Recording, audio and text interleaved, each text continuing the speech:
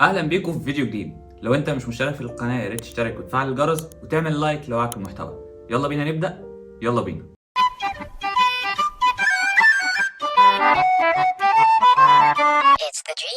الناس بياخدوا معلوماتهم من غير ما يسالوا عن اصل المعلومه او حتى صحتها، ولما يجوا على الشرع لازم يتفلسفوا ويقول لك اقنعني جت ازاي بقى؟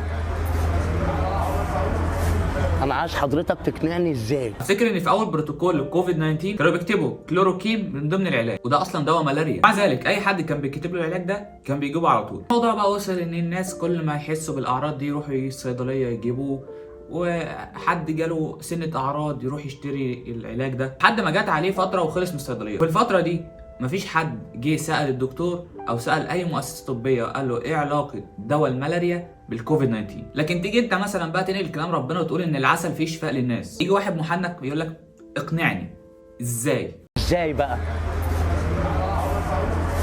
انا عايز حضرتك تقنعني ازاي. حطه لي كده تحت الميكروسكوب، حلله لي كده كيميائيا وفيزيائيا. بسيطة جدا. الموبايل ايه المشكلة يعني؟ نجيب له موبايل يعني على الاقل يتصل بالاولاد كويس، ويبعت يجيب بالمره صوفيا لورن تعيش معاه في قلب الزنزانه، وناخد له زنزانه ايجار جديد، واحده بتطل على البحر والتانيه بتطل على الشارع. ده عند امه يا ادهم. طلع لي كده خواصه الفارماكولوجيه وهات لي المصدر العلمي بتاعه. فنفسي اعرف ليه لما اقول لك ان الدواء ده او الحاجه دي او البروتوكول ده تحت بند او تحت اقتراح مؤسسه الصحه العالميه او تحت اي مؤسسه اجنبيه تاخد الحاجه وما تعترضش، ولما اجي اقول لك بقى ده ربنا او الرسول تيجي تطلع لي بقى العالم اللي جواك وتقول لي بقى هي الحاجه دي جت منين. مش بس كده، لا ده انت هتلاقي مليون ليه. قلت الادب وسفله. عموما ما ينفعش تدور على تفسير لكل حاجه في الشرع، عشان صدقني لو دخلت في دوامه ليه هتتعب جامد، عشان مش هنخلص. هتفضل تقول ليه وهنفضل نقول لك عشان ربنا قال كده او الشرع قال كذا. ولو واحد سالك ليه بنصوم هترد عليه الرد عشان نحس بالغلابه والفقراء والمساكين. هيرد عليك يقول لك طب ما الغلابه والفقراء برضه ما هم بيصوموا. ولو قلت له ان الصيام ده مفيد للجسم ودلوقتي غير المسلمين بيطبقوا نظام الصيام بلا بلا بلا بلا بلا لاخره، هيقول لك طب اشمعنى من الفجر للمغرب؟ ليه مش من المغرب للفجر؟ ليه مش من العصر للظهر؟ ليه مش عارف من ايه لايه؟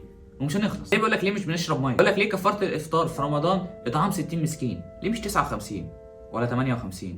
ليه مش 61؟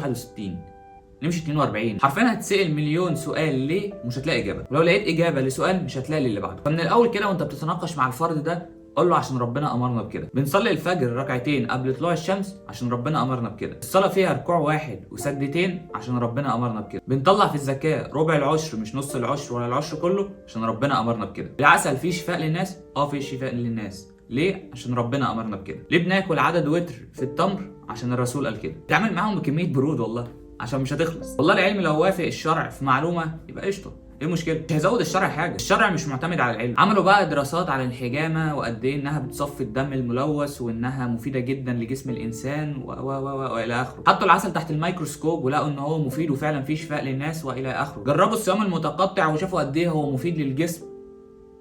ايه المشكله؟ مفيش مشكله، ما الشرع قال ده كله من 1400 سنه. ايه جديد؟ بس برضه احنا مش بنعملهم عشان العلم قال كده، لا احنا بنعملهم اصلا من قبل ما العلم يقول كده. عشان ليه؟ عشان ربنا قال كده. كل ده طبعا بعيدا عن الناس اللي بيحاولوا يثبتوا حقيقة علمية عشان توافق الشرع وعشان يثبتوا حديث الرسول صلى الله عليه وسلم او غيره، مع ان كلام النبي عليه الصلاة والسلام غني عنهم وعن كذبهم. زي شوية كده دراسات اتعملت، لان انت لما بتاكل 3 يعني او عدد وتر من التمر فده بيعمل عنك دايره كده حواليك بتبعد عنك الطاقه السلبيه. وغيرهم بقى وغيرهم كتير من الحاجات اللي بيثبتوها عشان مش عارف بصراحه هم بيعملوا كده ليه، بس عامه يعني مش هتفرق، لان هم كده كده لا هيزودوا الشرع حاجه ولا هيقللوه حاجه. تخيل انك راجل مؤمن وشايف ان الكلام ده عبيط. ما ايه يا ابني اللي انت بتقوله ده اصلا؟ ما احنا كده كده بنعمل الكلام ده عشان ربنا. هو ايه؟ ما بالك بقى واحد لو مش مسلم او واحد ايمانه ضعيف او واحد شاكك في دينه؟ طبعا هيشكك الناس في الدين اكتر، فيقوموا عاملين ايه؟ فبيضلوا الناس. في جماعه تانية بقى اللي هم بيموتوا عشان يطلعوا اعجاز عددي في القران وسايبين محتوى القران نفسه اللي هو معجزه. ايه بيقول لك مش عارف لو جمعت 253 زائد 273 على مش عارف ايه هيطلع لك ان ده هيصادف رقم الايه كذا. يا ابني انت بتجمع وبتقسم وبتطرح اعداد، انت بتعمل ايه؟ يعني في ناس بتقول لك ان انت لو جمعت حروف سورة كذا وحروف سورة كذا وقسمتهم مثلا على 1.3 هيطلع لك 365 اللي هم سبحان الله 365 يوم راس السنه. طب يا معلم، ما هي دي حاجات حسابيه، يعني انت خدت صوره معينه وخدت صوره معينه وقسمتهم على نسبه معينه، انت جبتها من عندك برضه. تلاقيه يقول لك انت مفكر ان الكلام ده صدفه؟ لا طبعا، ده ربنا بعت لنا رساله عشان نقرا القران كل يوم.